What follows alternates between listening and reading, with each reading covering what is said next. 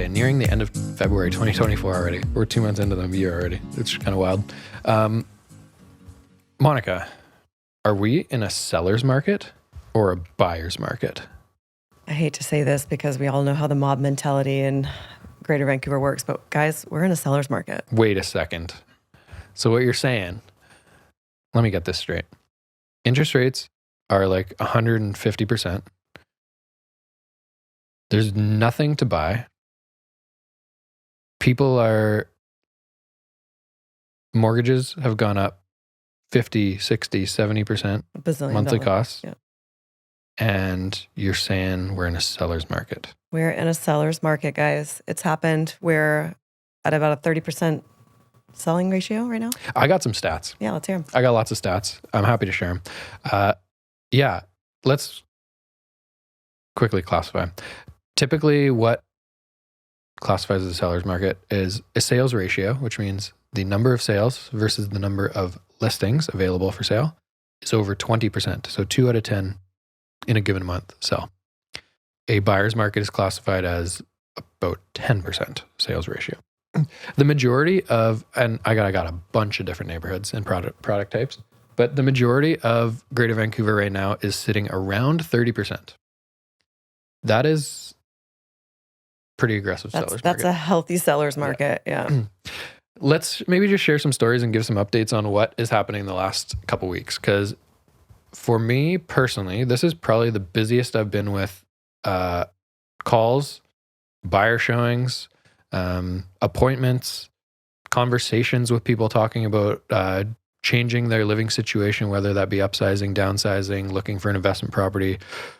It's the busiest I've been in probably 2 to 3 years, maybe since 2021. So a lot more people comparatively to 2023.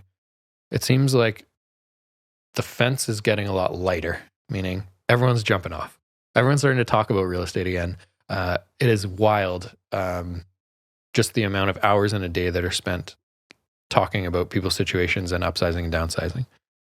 Yeah, same. There's been a lot of question marks out there and a lot of uncertainty. And anytime there's uncertainty in the market, it's mob mentality both ways. When it's slow, it's like really, really slow, comes to a screeching halt. And when it's busy, it's like the floodgates are open. That's what I've noticed in my time in the industry here. And right now, it's definitely, we feel like we're very much at the tipping point and it could kind of let go at any point. And I'm going to go on a wild speculation here and say, I don't really think that no matter what happens with the interest rates, like eventually the floodgates are going to open. And we've heard some good announcements about inflation going down, which can only, add to the market positivity. And as soon as people start hearing about the product that they want, getting multiple offers, or the product that they want selling in a week, they start to get very, very antsy. Mm-hmm. And this happens like historically, like all the time. Yeah. In Greater Vancouver, at least. Yeah. We're realtors. We like selling real estate. We like helping families buy, sell, move around the Lower Mainland, invest in real estate. This is just an update. We're just sharing things that have happened to us specifically in the last handful of weeks, in the hopes of educating people out there, because there is a lot of misinformation from news sources, from governments about what's actually going on. So this is just our way with these little, quarterly market updates of sharing what is actually going on day to day in the product types that we often work in, which is North Vancouver to Maple Ridge, townhouses, condos, and single-family homes. It's getting a lot busier. We'll share a few examples and really, inventory is starting to pick up slightly, but there are still neighborhoods that are super, super slow for inventory. Like single-family in New West is like hilariously low. There's something like there are 50 homes for sale in New West, and I'd say more than half of them are either land assemblies or way overpriced properties that have been sitting there since the fall that just are not going to sell unless we see a big jump in market values. But like the amount of livable single family homes that are coming up for come up for sale every week in New West specifically is like 1 or 2. And there's more than 1 or 2 people that want to buy them. Yeah, it's pretty wild. I'll say that I was pretty surprised in the last few weeks with a lot of the activity. I thought there would be a little bit more of a gradual, like it would be more gradual that the market would pick up, but it hasn't. It kind of, popped up out of nowhere. Looking at products that, like 3-bedroom condos in Burnaby, large condos in Burnaby, anything over 1,000 square feet. Normally, those types of condos would be the last ones to sort of take off as the market goes, just because they're more expensive, essentially. But yeah, condos over 1,000 square feet, over 950,000, they're selling in a week in Burnaby right now, often in multiples. One of the properties I looked at with buyers 2 weeks ago had 12 offers on it. Is priced at 949,000, at 12 offers, sold in 5 days. And that's not just like a one-off. It's every single week. I have the same people looking, and every single week I have to tell them, oh, that one already has an accepted offer. That one already has an accepted offer. That one's already sold. And that's just Burnaby large condos. We're also seeing it throughout the Tri-Cities and in Vancouver in different, like an array of different products. So it's not just like detached is really hot in New West. We're talking condos, especially townhomes. As always, townhomes are always going to be hot. Price point, size, and locations of townhouses make them very desirable. And we had a really hot one this week in New West. New West townhomes, there just are not many of them. Yeah. Outside of Queensborough, excluding Queensborough, there are very few townhouse complexes in New West, and it is a product type that is highly, highly desirable in that city. And what is available currently is a few brand new options that are priced quite high for the city of New West, and then just some older product that is not either desirable or just priced too high. But we had one that we thought we priced it accurately, not conservatively to get a crazy outcome, not on the high end that may or may not sell. And we had over 50 people come through over the weekend, and it received 5 offers. And it's going to get a number that definitely didn't exist last year, and might be 5 to 10% higher than 2023 if it listed in the summer of 2023, for example. So yeah, same for a duplex in New West, a duplex that had a really exciting first week on market that I think wasn't totally expected by any of us. We all looked at that one really closely to try to determine the price and how well it would be received. And we looked at, we compared it to detached. It's hard with duplexes. You have to compare it to detached. You have to compare it to townhouses. You have to kind of blend it all together and then use your knowledge of the neighborhood to decide what the price is for a duplex. And that one was hot. It was really hot. And I think we'll end up selling for a very surprising number. Not everything is hot, but one other product that is. And we have a pretty good house listing coming up in South Burnaby, just kind of north of Metrotown. And in that neighborhood, there hasn't been a lot of sales in the last 6 months, but there was a few in the fall that were slightly underwhelming.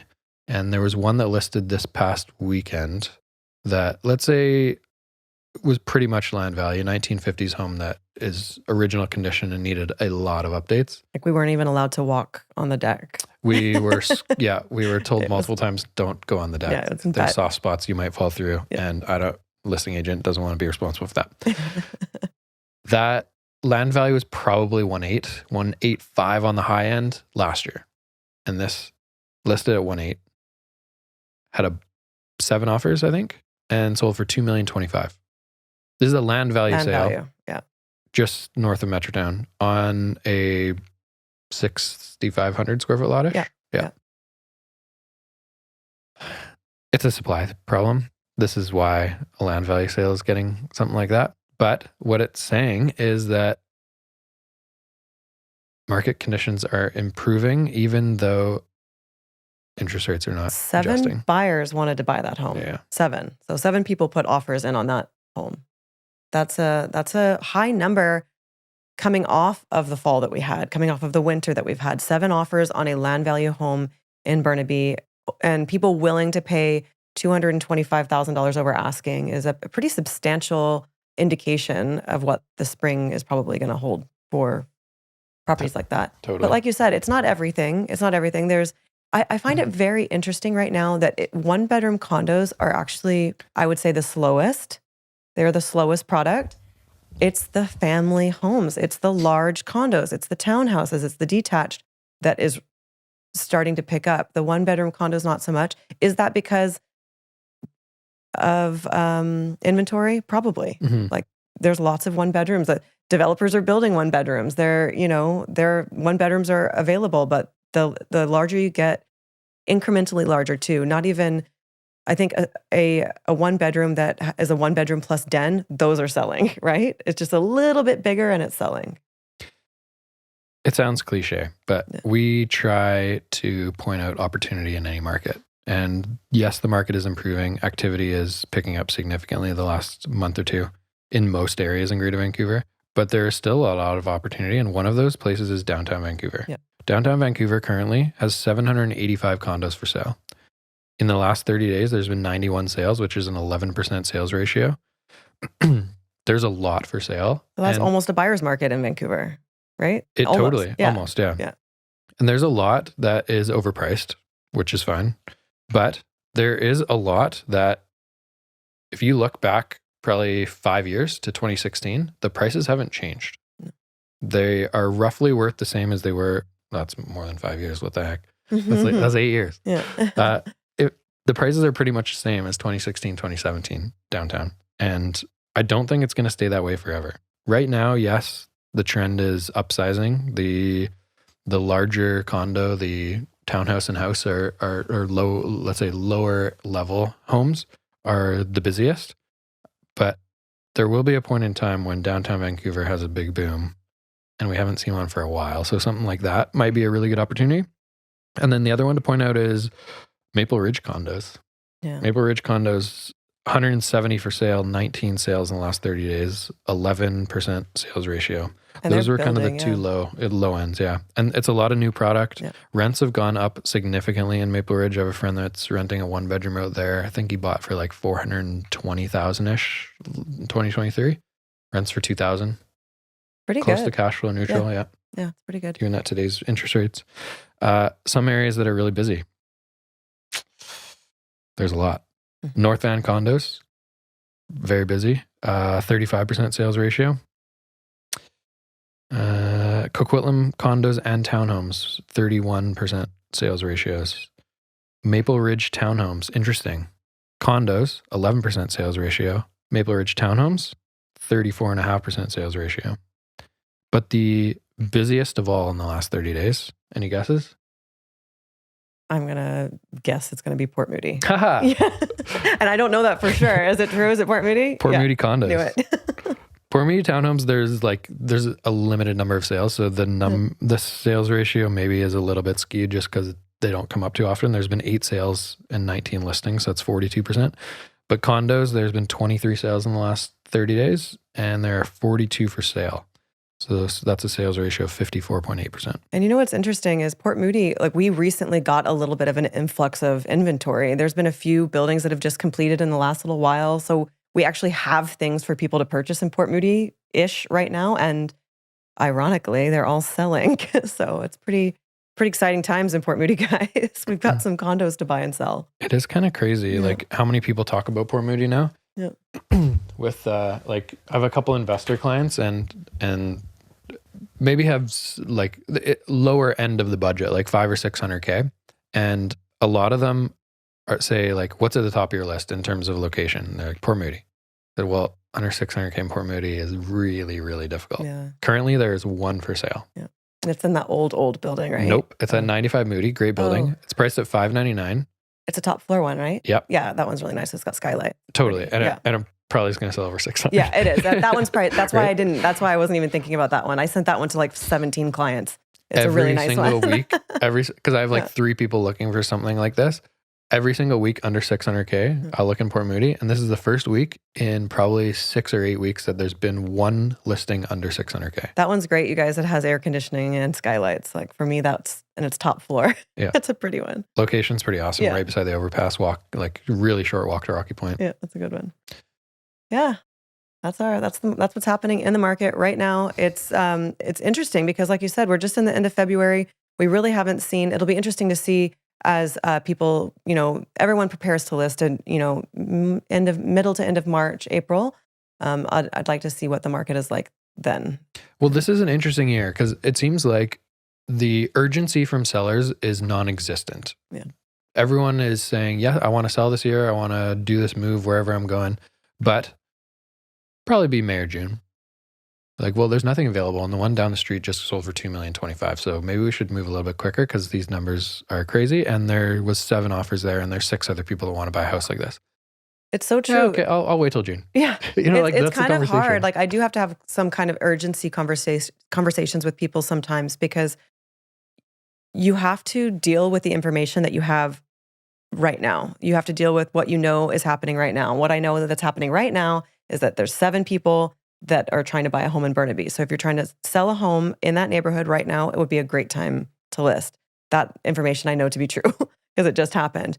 What will happen in a few months from now? It's really hard to say because we don't know what announcements are going to come. We don't know what the climate's going to be like then. I don't know if they'll even, if 3-bedroom condos in Burnaby, because they're so busy, I don't know if those ones are going to raise in price too. So the formula might look a lot different in a few months. It's kind of hard this time of year to advise clients about what to do at the end of the spring, because springtime is when the market changes. We base our information for the rest of the year on what happens in the spring, and often it can be unpredictable. It's really difficult to pick list prices early in the year because often we see this kind of shift in Greater Vancouver that happens at the end of January, and the prices that things were selling for in October, November, December are outdated. And we're looking towards the future and saying, okay, well, there hasn't been a sale like this yet. The sales in the fall were $850, let's say. Are we 10% higher? Are we 8% higher? It's like a little bit of a guess.